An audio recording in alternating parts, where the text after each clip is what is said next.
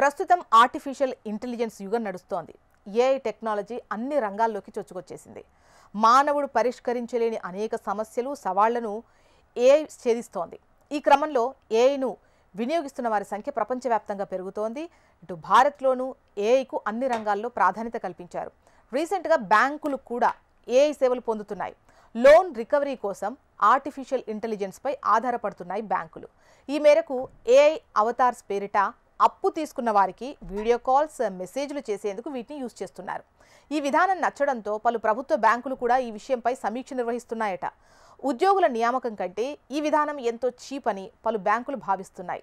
దేశంలోని బ్యాంకులు loan recovery కోసం ఆర్టిఫిషియల్ ఇంటెలిజెన్స్ టెక్నాలజీపై ఆధారపడుతున్నాయి.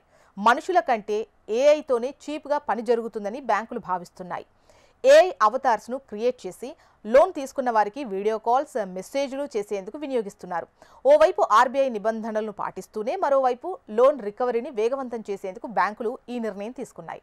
ఇవి లాయర్లలా వ్యవహరిస్తాయి. బ్యాంకు నుంచి అప్పు తీసుకున్న వారికి లోన్ రీపేమెంట్ను గుర్తు చేస్తాయి. లోన్ రికవరీ ఏజెంట్కు 30,000 సంపాదిస్తూ 250 కేసుల వరకు డీల్ చేస్తుండగా ఏఐ అవతార్స్ మాత్రం ఏకంగా 20 సార్లు అధికంగా 20 టైమ్స్ ఎక్కువగా డీల్ చేస్తున్నాయట. అలాగే వీటికయ్యే ఖర్చు కూడా 40 నుంచి 60% తక్కువ అని బ్యాంకులు అభిప్రాయపడుతున్నాయి. ఇప్పటి వరకు పలు ప్రైవేటు బ్యాంకులు ఈ విధానాన్ని కొనసాగిస్తున్నాయి. అయితే ప్రభుత్వ బ్యాంకుల్లో ఈ విధానం ఇంకా అమలులోకి రాలేదు.